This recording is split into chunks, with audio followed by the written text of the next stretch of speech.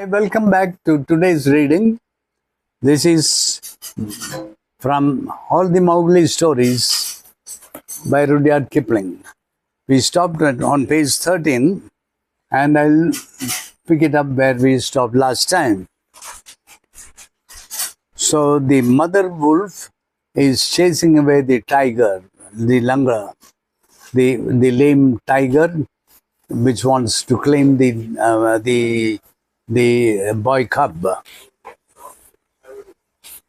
So Father Wolf looked on amazed. He had almost forgotten the days when he won Mother Wolf in fair fight from 5 other wolves, when she ran in the pack and was not called the demon for compliment's sake because she was in reality like a demon.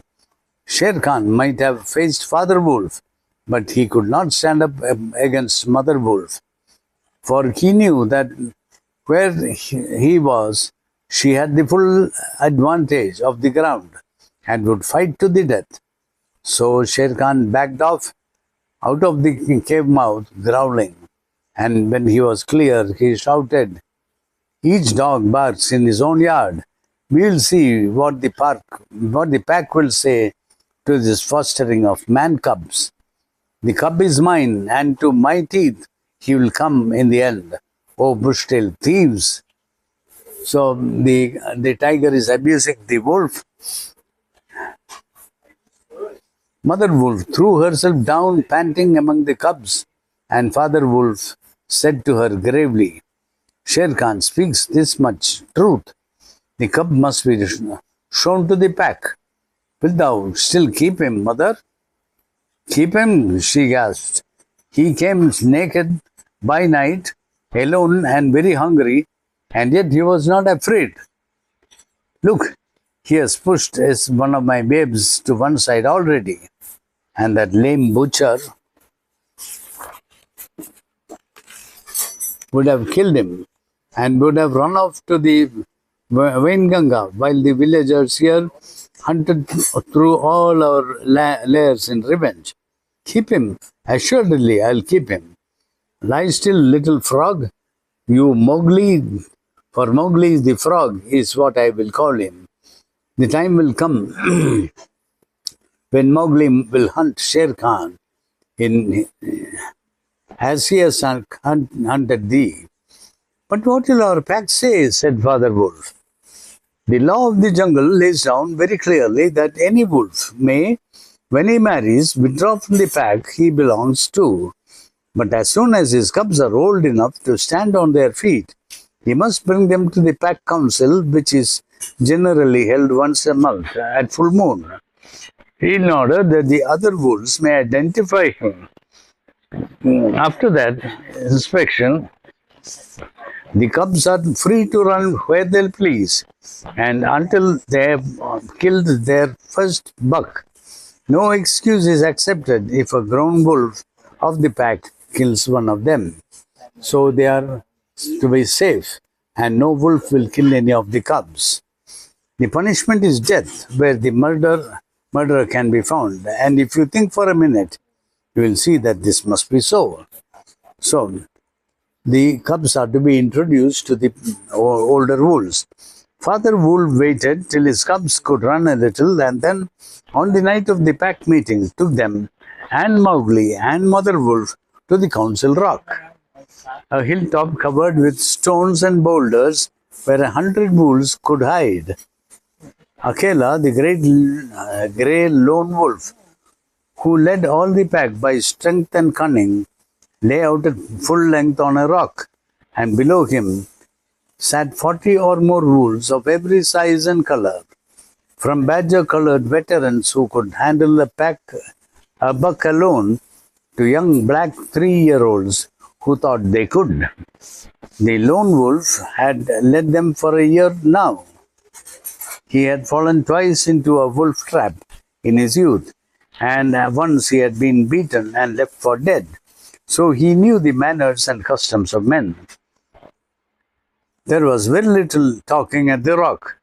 The cubs stumbled over each other in the center of the circle, where their mothers and fathers sat. And now and again, a senior would go quietly up to a cub and look at him carefully and return to his place on noiseless feet. Sometimes a mother would push her cub far into the moonlight to be sure that he had not been overlooked. Akela from his rock would cry, "You know the law, you know the law, look well, O wolves." And the anxious mothers would take up the call, "Look, look, look well, old wolves." At last, the mother wolf's neck bristles lifted as the time came. Father Wolf pushed Mowgli the frog, as they called him, into the center, where he sat laughing and playing with some pebbles that glistened in the moonlight. Akela never raised his head from his paws, but went on with the monotonous cry, "Look well, look well." A muffled roar came up from behind the rock, the voice of Sher Khan saying, "The cub is mine, give him to me. What have the free people to do with a man's cub?" Akela never even twitched his ears. All he said was, "Look, look, look well, O wolves, what have the free people to do with the orders of any save the free people? Look well, we are concerned with ourselves alone." There was a chorus of deep growls, and a young wolf in his fourth year flung back Sher Khan's question to Akela, "What have the free people to do with a man's cub?" Now the law of the jungle lays down that if there is any dispute as to the right of a cub to be accepted by the pack, he must be spoken for by at least two members of the pack who are not his father and mother. "Who speaks for this cub?" said Akela. "Among the free people, who speaks?" There was no answer, and the mother wolf got ready for what she knew would be her last fight, if things came to fighting. Then the only other creature who is allowed at the pack council, Balu, the sleepy brown bear, who teaches the wolf cubs the law of the jungle. Old Balu, who can come and go where he pleases, because he eats only nuts and roots and honey, rose up on his hindquarters and grunted. The man's cub, he said, "I speak for the man's cub. There is no harm in a man's cub. I have no gift of words, but I speak the truth. Let him run with the pack and be entered with the others. I myself will teach him." "We need yet another," said Akela. "Balu has spoken, and he is our teacher for the young cubs. Who speaks beside Balu? We need two." A black shadow dropped down into the circle. It was Bagheera, the Black Panther. Inky black all over, but with the panther markings showing up in certain nights like the patterns of watered silk. Everybody knew Bagheera, and nobody cared to cross his path, for he was as cunning as Tabaki, as bold as the wild buffalo, and as reckless as the wounded elephant. But he had a voice as soft as wild honey dripping from a tree, and a skin softer than down. "O Akela, and ye the free people," he purred, "I have no right in your assembly. But the law of the jungle says that if there is a doubt, which is not a killing matter in regard to a new cub, the life of that cub may be bought at a price. And the law does not say who may or may not pay that price. Am I right?" "Good, good," said the young wolves, who are always hungry. "Listen to Bagheera. The cub can be bought for a price. It's the law. Knowing that I have no right to speak here, I ask you to leave. I ask your leave." "Speak then," cried 20 voices. "To kill a naked cub is a shame. Besides, he may make better sport for you when he is grown. Balu has spoken in his behalf. Now to Balu's word I will add one bull, and a fat one, newly killed. not half a mile from here. If you will accept the man's cub according to the law, is it difficult? So now Bagheera the panther is offering one bull, a very fat bull, newly killed, as the price for the pack to accept Mowgli. There was a clamor of scores of voices saying, "What matter? He will die in the winter rains. He'll scorch in the sun. What what harm can a naked frog do to us? What harm can a naked frog do to us? Let him run with the pack. Where is the bull, Bagheera? Let him be accepted." And then came Akela's deep cry, baby cry. Look well, oh wolves, look well. Mowgli was still deeply interested in the pebbles, and he did not notice when the wolves came and looked at him one by one. At last they all went down the hill for the dead bull, and only Akela, Bagheera, Balu, and Mowgli, Mowgli's own wolves, were left. Shere Khan rode still in the night, for he was very angry that Mowgli had not been handed over to him.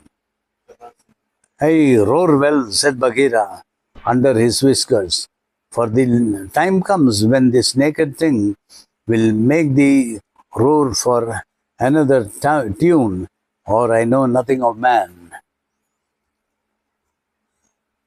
"It was well done," said Akela. "Men and their cubs are very wise. He may be a help in time." "Truly, a help in time of need, for none can hope to lead this pack forever," said Bagheera. Akela said nothing. He was thinking of the time that comes to every leader of every pack, when his strength goes from him and he gets feebler and feebler, till at last he is killed by the wolves, and a new leader comes up to be killed in his turn. "Take him away," he said to the father wolf, "and train him as befits one of the free people." And that is how Mowgli was entered into this C1 wolf pack at the price of a bull and on Balu's good word. So Mowgli has become a member of the pack. Then that's on page 19. We are ending. At the end, bottom of page 19, we'll continue from there next time. Thank you. Bye. Light பொருள் எனக்கு.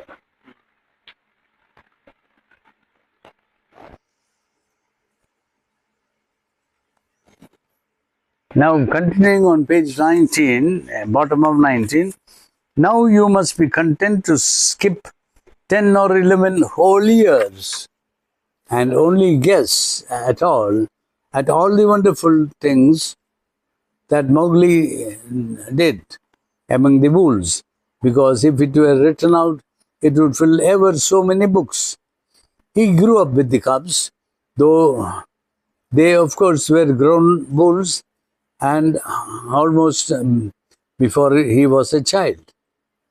And Father Wolf taught him his business and the meaning of things in the jungle, till every rustle in the grass, every breath of the warm night air, every note of the owls above his head, every scratch of a bat's claws as it roosted for a while in the tree, and every splash of every little fish jumping in a pool meant just as much to him as the work of his office meant to a businessman. When he was not learning, he sat out in the sun and slept, and ate and went to sleep again. When he felt dirty or hot, he swam in forest pools, and when he wanted honey, Balu told him that honey and nuts were just as pleasant to eat as raw meat. When he wanted honey, he climbed up for it, and that Bagheera showed him how to do that. Bagheera would lie out on a branch and call, "Come along, little brother." And at first Mowgli would cling like the sloth, but afterwards he would fling himself through the branches almost as boldly as the grey ape. He took his place at Central Rock. He, he took his place at the council rock too when the pack met, and there he discovered that if he stared hard at any wolf, the wolf will be forced to drop his eyes. And so he used to do just for fun. At other times, he would pick the long thorns out of the pads of his friends, for wolves suffer terribly from thorns and bursts in their coats. He would go down the hillside into the cultivated lands by night and look very curiously at the villagers in their huts. But he had a mistrust of men because Bagheera showed him a square box with a drop gate so cunningly hidden in the jungle that he nearly walked into it and told him that it was a trap. He loved better than anything else to go with Bagheera into the dark, warm heart of the forest, to sleep all through the drowsy day, and at night to see how Bagheera did his killing. Bagheera killed right and left as he felt hungry, and so did Mowgli, with one exception. As soon as he was old enough to understand things, Bagheera told him that he must never touch cattle because he had been brought into the pack at the price of a bull's life. All the jungle is thine, said Bagheera, and thou can kill everything that thou art strong enough to kill. But for the sake of the bull that bought thee, thou must never kill or eat any cattle, young or old. That is the law of the jungle. Mowgli obeyed faithfully. And he grew and grew strong as a boy must grow, who does not know that he is learning any lessons and who has nothing in the world to think of except things to eat. So that is where we stop on page 21. That's enough for tonight. Thank you and bye-bye.